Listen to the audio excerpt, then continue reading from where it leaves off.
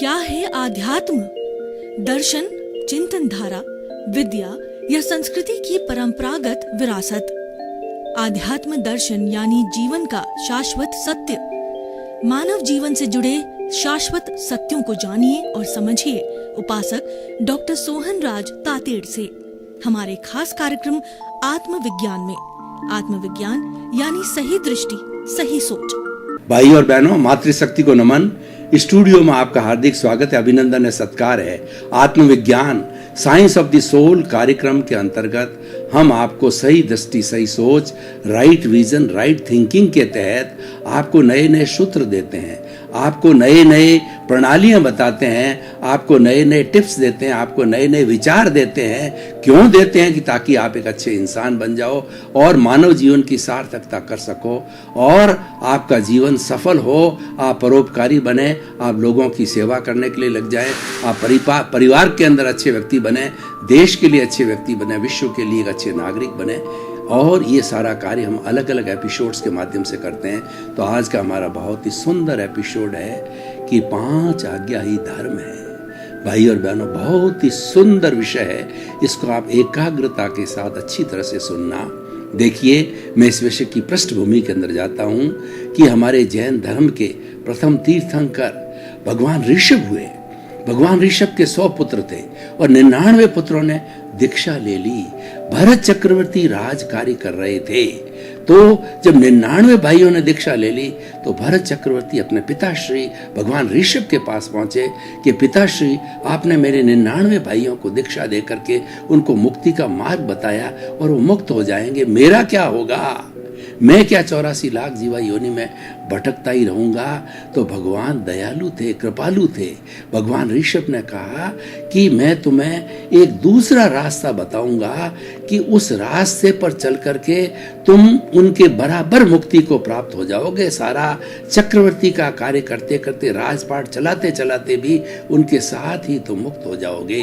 तो भगवान ने कहा कि उन तुम्हारे 99 भाइयों को मैंने दीक्षित किया है, वह क्रमिक मार्ग है, वो हमेशा से रहने वाला है। और तुम्हें जो मार्ग दे रहा हूं वो अक्रम विज्ञान है।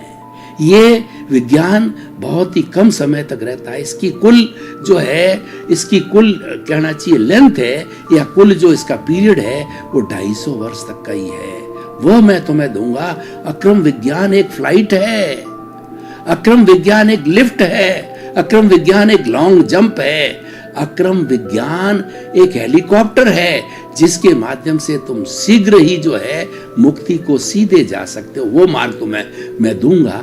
तो भगवान ने उनको वो मार्ग दिया और वो शीश महल के अंदर आराधना करते करते अपने अस्तित्व का, अपने विकास करते करते मैं शुद्ध आत्मा हूं, मैं शुद्ध आत्मा हूं, ये चिंतन करते करते वह शुद्ध आत्मा बन गए, केवल ज्ञानी बन गए और वो भी सिद्ध मुक्त हुए।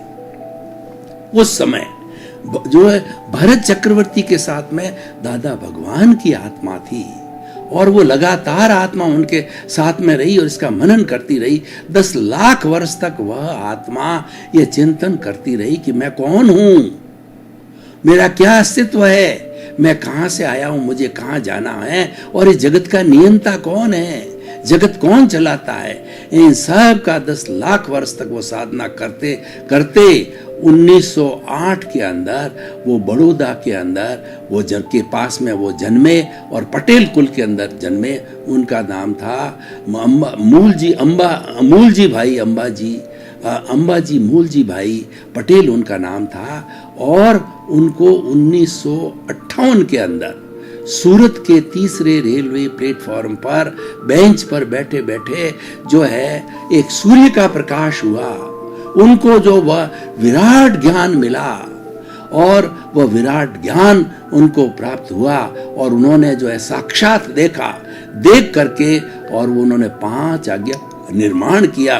वो 5 आज्ञा उनको उनकी आत्मा में अवतरित हुई और उन्होंने 1958 के अंदर जो है उन आज्ञा का निर्माण करके 1962 के अंदर जो मूलजी, अंबाजी भाई मूलजी, जब ये जो पटेल ये नाम से थे लेकिन वो दादा भगवान थे, वो कहा उनके भतीजे ने उनका नाम रखा कि आप मेरे दादा नहीं हैं, आप तो मेरे दादा भगवान हैं। उसके नाम से 1962 से उनका नाम प्रचलित हुआ। और वो ये जो है लोगों को बताते रहे इस ज्ञान के बारे में। 1974 के बाद में व्यवस्थित रूप से ज्ञान चलता रहा और उनके बहुत से आप्त पुत्र बने, फॉलोअर्स बने, और उनके जो है ये ज्ञान को ग्रहण करने वाले वो कहा करते थे कि एक ऐसा ज्ञान है जो केवल 250 वर्ष तक रहेगा। ये अक्रम विज्ञान है। क्रमिक मार्ग तो हमेशा चलता रहेगा, अक्रम मार्ग उसी को ही मिलेगा जो भाग्यशाली, उसी को ये ज्ञान मिलेगा। और वो ज्ञान लोगों को देते थे, इस ज्ञान को बांटते थे 5 आज्ञा के माध्यम से। और 1974 से लगा के 1988 तक जो है, जब तक कि वो संसार में थे, फिर उनका ये जो देह विलय हो गया दादा भगवान का, और उनके बहुत से पीछे आप्त पुत्र है, वह इन 5 आज्ञा का बराबर प्रवचन करते हैं। मैं उन 5 आज्ञा को आपको बताना चाहता हूं। पहली आज्ञा तो है relative view point. Relative view point से हमारे सामने कोई भी 84 लाख जीवा योनि का प्राणी आता है, शरीरधारी आता है, नामधारी आता है, देहधारी आता है, तो वो रिलेटिव पॉइंट ऑफ व्यू से है। और दूसरी आज्ञा है कि रियल पॉइंट ऑफ व्यू से वह शुद्ध आत्मा है, रिलेटिव व्यू पॉइंट से वह जो है ये हमारा औदारिक शरीर है, नामधारी है, देहधारी है। इसीलिए कोई भी हमारे सामने जीवित प्राणी हमको मिले तो उसको 2 एंगल से देखो। रियल पॉइंट ऑफ व्यू से ये देखो कि उसके भीतर विराजमान शुद्ध आत्मा भगवान को निर्दोष दृष्टि से दर्शन कर उसको नमन करता हूं, क्योंकि उसके भीतर वही शुद्ध आत्मा है जो कि राम में है, कृष्ण में है, आप में है, मेरे में, चूहे में, बिल्ली में, पेड़ में, पौधे में। मूल आत्मा में किसी जीवित प्राणी का कोई अंतर नहीं है और वह सबका एक सा ही है। और जो हमको रिलेटिव में जो अंतर दिखाई दे रहा है, कोई चूहा है, कोई बिल्ली है, कोई पेड़ है, पौधा है, कोई राम है, कोई कृष्ण है, कोई आप है, मैं हूं, ये जो फर्क दिखाई दे रहा है, पूर्व जन्म के कर्मों के अनुरूप ये रिलेटिव शरीर मिला है और पूर्व जन्म के कर्मों के भुगतान के लिए रिलेटिव शरीर मिला है।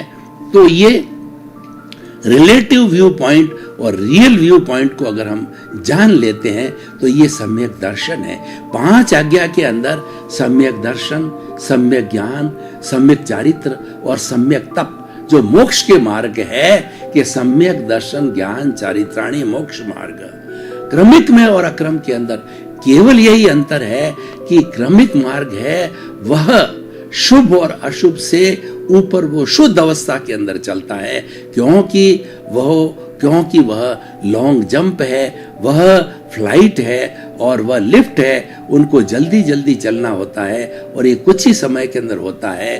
तो इसीलिए और कुछ ही लोगों को मिलता है, पुण्यशाली जीवों को मिलता है, हर एक जीवों को नहीं मिलता है। और क्रमिक मार्ग है वो रेगुलर हमेशा चलता रहेगा, जैसा भगवान महावीर ने बताया, 24 तीर्थंकरों ने बताया।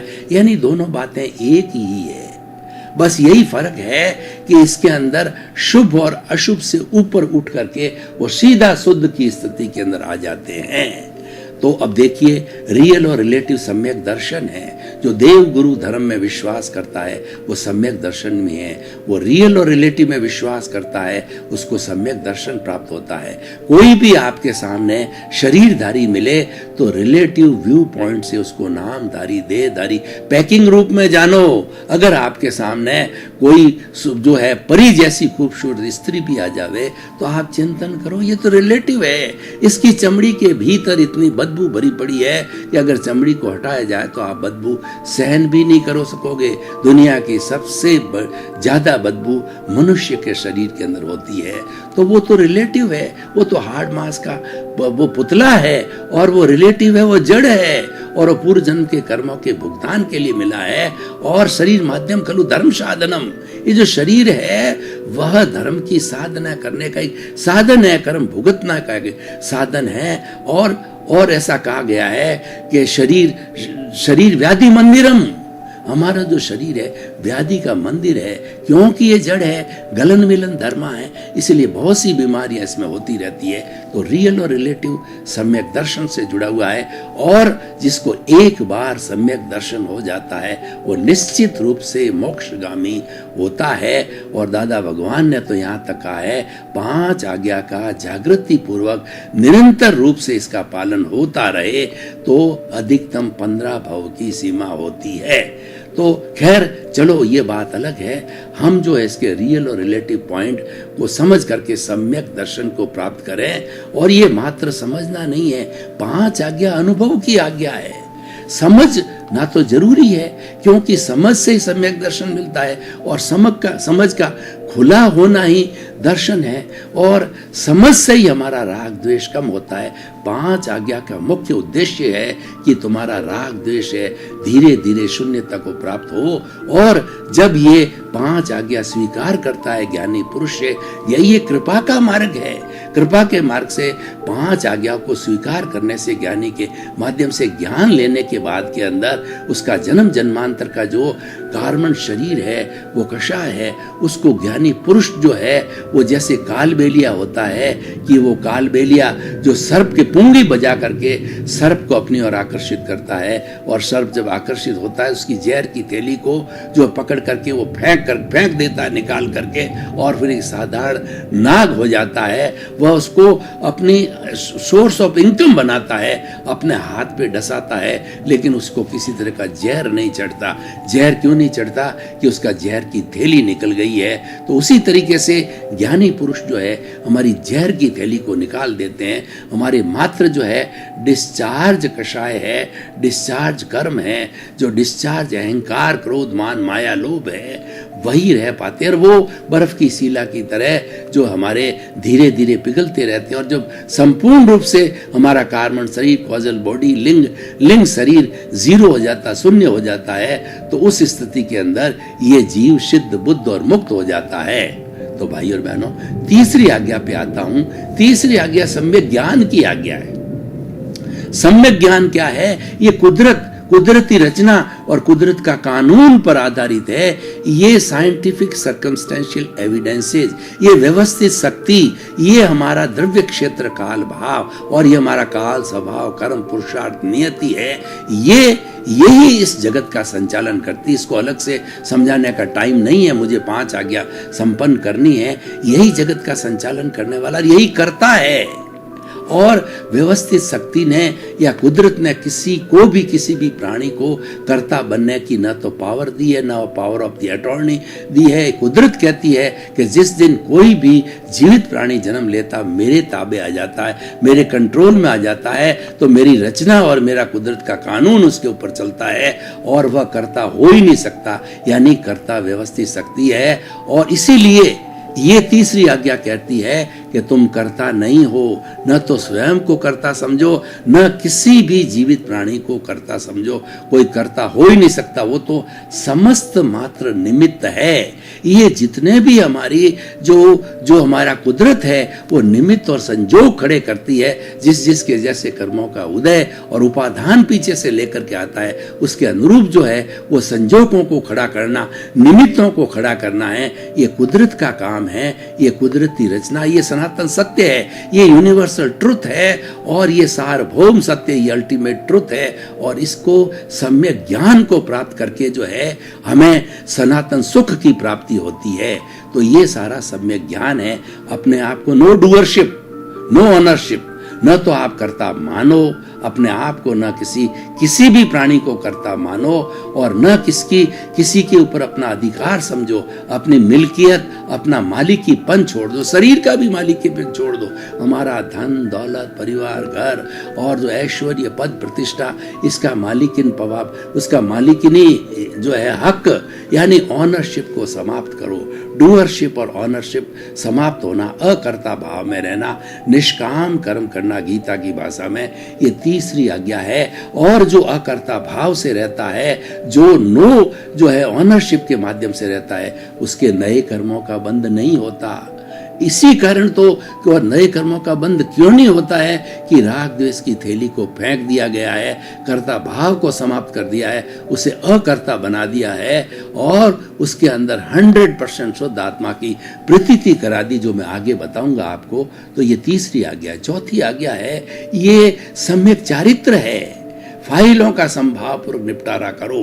पहली फाइल स्वयं का शरीर, दूसरी फाइल उसके ज्यादातर साथ में रहने वाली पत्नी, फिर बेटा, फिर बेटे की बहू, फिर पोता, पोते की बहू, फिर कर्मचारी, दूध वाला, ये सब जितने जितने जीव होते हैं हमारे संपर्क में आते हैं वो सब फाइल है। और ये फाइलें जो के माध्यम ये सुख देने वाली, दुख देने वाली होती है। हमारा जो उदय भाव होता है, हमारा जो गीता की भाषा में प्रारब्ध होता है, तो प्रारब्ध के अनुकूल वो फाइल हमारे सामने निमित्त होकर क्या की खड़ी हो जाती है। पत्नी के रूप के अंदर, मांगने वाले के रूप में, बेटे के रूप के अंदर खड़ी हो जाती है। और जैसा हमने उसको पूर्व जन्म में उसके साथ व्यवहार किया है उसके अनुरूप वो व्यवहार करता है। हमें गाली देता है, हमें ठोकता है, पीटता है, हमारी सेवा करता है, हमारा सहयोग करता है, वो सारा लेना और देना इन फाइलों के माध्यम से चलता है। तो ये हम क्या है पूर्व जन्म से लेकर के आते हैं। जो कुछ भी इस पूरे जन्म में, जन्म से मृत्यु तक चलता है, वो सारा हमारा पूर्व कृत कर्मों का जो है वो एक तरीके से कहना चाहिए फिल्म है। मन वचन काया की ये बैटरी एंड डिस्चार्ज होती रहती है। तो इनको संभावपूर्वक सहन करना, उनको देखते रहो, ज्ञाता दृष्टा भाव से देखते रहना है और उनके साथ में जुड़ना नहीं है, उनके साथ में तन्मयाकार नहीं होना है। बिल्कुल सही शब्द है तन्मयाकार। जो कुछ चल रहा है उसके साथ तन्मयाकार मत रहो, विदेह होकर के ज्ञाता दृष्टा भाव से उसको देखते रहो, क्योंकि वो तो अलग है। हमने रियल रिलेटिव बात पहले ही बता दी, सम्यक दर्शन का पहले ही बता दिया कि ये तो रिलेटिव है। रियल जो है वो ज्ञाता है, दृष्टा है, रिलेटिव भुगतने वाला है। तो और इसके 5 सूत्र भी है।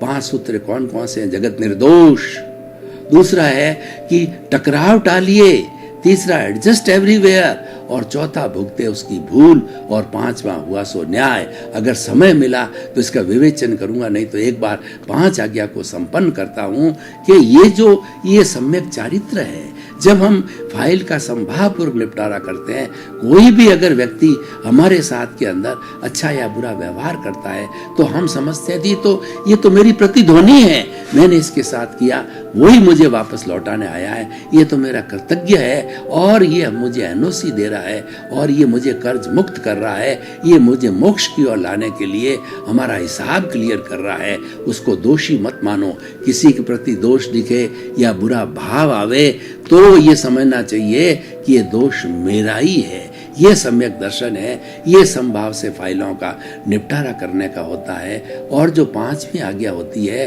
वो शुद्ध आत्मा के बही खाते में रकम जमा करना। यानी जब हमको ज्ञान मिलता है तो हमको 100% प्रतीति करा दी जाती है, बात दिमाग में फिट कर दी जाती है, ये हमारी प्रज्ञा जागृत हो जाती है, प्रज्ञा में फिट होती है। हमारी जो शुद्ध आत्मा भगवान जो भीतर विराजमान है वो शुद्ध आत्मा तो हमारा मूल स्वरूप है। अभी हम शुद्ध आत्मा हुए नहीं है। ज्ञान लेने के बाद जो है हम जीवात्मा से अंतरात्मा बन जाते हैं और शुद्ध आत्मा हमको बनना है, वो हमारा लक्ष्य है, वो हमारे भीतर विराजमान है। मैं शुद्ध आत्मा हूँ, ये शुद्ध आत्मा हूँ, ये प्रतीति हम हर क्षण करते रहते हैं कि मैं तो ज्ञाता हूँ, मैं दृष्टा हूँ, मैं जानने वाला हूँ, मैं देखने वाला हूँ, मैं अनंत ज्ञान वाला हूँ, मैं अनंत दर्शन वाला हूँ, मैं अनंत शक्ति वाला हूँ, अनंत सुख का धाम, उसकी असंख्य असंख्य सैकड़ों सैकड़ों से गुणों को याद करना, उसकी भजना करना, उसकी माला भेजना और वो अनुभव करना, अपने स्वभाव में रमण करना। ये जब प्रतीति हो जाती है तो ज्ञानी पुरुष हमें 3 तरह के फोल्डर एक साथ देते हैं। 100% शुद्ध आत्मा की प्रतीति करा देते। हम आधी रात को भी जो ज्ञान लिया हुआ व्यक्ति होता है महात्मा कहलाता है। वो रात को 12 बजे उसको खड़ा किया जाए तो वही कहेगा मैं रियल दृष्टि से शुद्ध आत्मा हूँ और रिलेटिव दृष्टि से मैं शोभन राज, ये नामधारी देहधारी पैकिंग रूप के अंदर हूँ। यही सम्यक दर्शन है और यही पहली और दूसरी आज्ञा है। तो अब इस तरीके से जो है हम आगे बढ़े तो हमारा इसके साथ में तीसरा फोल्ड अनुभव का होता है। 15% जागृति हमको दे दी जाती है, तो ज्यों ज्यों ये जागृति बढ़ती जाती है तो हमारा अनुभव का ग्राफ भी बढ़ता जाता है। जागृति जब 100% हो जाती है और अनुभव जब 100% हो जाती है तो हमको केवल दर्शन की प्राप्ति होती है, और केवल दर्शन की प्राप्ति के बाद के अंदर हमारे को केवल ज्ञान होता है। इस तरीके से इन 5 आज्ञा के माध्यम से 5 आज्ञा में रमण करके स्वभाव में रमण करके हम अगर आगे चलें तो ये सही कहा गया है कि 5 आज्ञा ही मोक्ष है, 5 आज्ञा ही राम है, 5 आज्ञा ही कृष्ण है, 5 आज्ञा ही सिमंदर स्वामी है, 5 आज्ञा ही 24 तीर्थंकर है। हमें इन 5 आज्ञा में रहना है और महात्मा बन करके और ज्ञान लेकर के इस जीवन का निर्माण करना है। हमें इसके इर्द गिर्द और इसमें जो आशय दिए गए हैं उसी तरीके से हमारी प्रज्ञा को जागृत करके और अज्ञा को शांत करके, और हम जो है नया नया चार्ज न करके और जो डिस्चार्ज चल रहा है उसको मात्र ध्यान देख करके वो डिस्चार्ज को समाप्त करके शून्य करके और हम जो है आगे बढ़ सकते हैं। मैंने जो 5 आज्ञा के अंदर आपको 5 सूत्र दिए थे, पहला सूत्र यह था जगत निर्दोष। हमेशा पूरी दुनिया को निर्दोष मानो। कोई दुनिया का 84 लाख जीवा योनि का प्राणी मेरे लिए वह दोषित नहीं है, और ये पूरी प्रकृति वीतराग है। और कोई भी व्यक्ति कार्य कर रहा है वो अपने कर्मों के अधीन कर रहा है, वो परतंत्र है। और तो उसके बारे में उसकी ओपिनियन देना, उसका अभिप्राय देना, उसके ऊपर प्रतिक्रिया करना और उसकी जो है कोई बात को करना, दखल अंदाजी करना, उसमें अपनी टांग अड़ाना, ये गलत है। इसीलिए जगत को निर्दोष मानो, और किसी के प्रति बुरा भाव आए या किसी के प्रति जो बुरा चिंतन आए या किसी को दोषित मानो तो तुरंत जो है क्षमा याचना करो भीतर विराजमान प्रभु से, और उस आत्मा से जिसके बारे में बुरा चिंतन आया है उसकी शुद्ध आत्मा से क्षमा याचना करो, तो ये जगत निर्दोष। और दूसरा, टकराव डालिए। आज की दुनिया के अंदर टकराव से सारी, चाहे वो टकराव व्यक्ति से व्यक्ति का हो, परिवार के अंदर हो, समाज में हो, देश में हो, विश्व में हो, और चाहे युद्ध का टकराव हो, टकराव होने से अशांति पैदा होती है। तो बहुत बड़ा सूत्र है, किसी भी लेवल पे टकराव होता है उसको टालने की कोशिश कीजिए। जहाँ टकराव की स्थिति होती है अपना मुंह मोड़ लीजिए, आप दिशा में चले जाइए, मौन हो जाइए, शांत हो जाइए, टकराव को टालिए। टकराव बहुत बुरा है। टकराव से राग द्वेष होता है, टकराव से कर्मों का बंधन होता है, टकराव से नए कॉज बढ़ते हैं। हमारी कॉजल बॉडी है वो मजबूत होती है, इसलिए टकराव को टालिए। Adjust everywhere.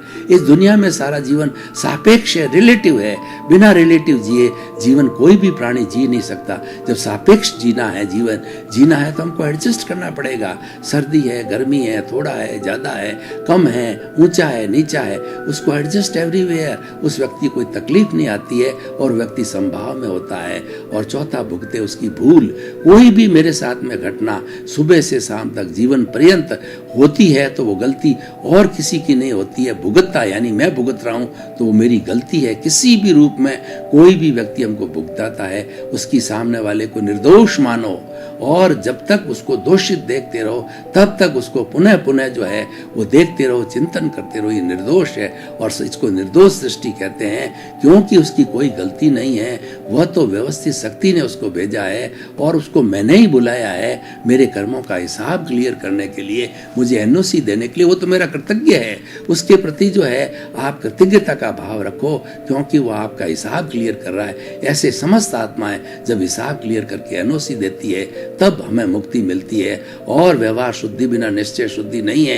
एक एक आत्मा जिसके साथ हमने दोष किया है, जिसको दुख दिया है, जिसके ऊपर बुरा चिंतन किया है, उसका एक एक का हिसाब हमें चुकाना पड़ेगा। उसके लिए ये शरीर मिला है और हुआ सो न्याय।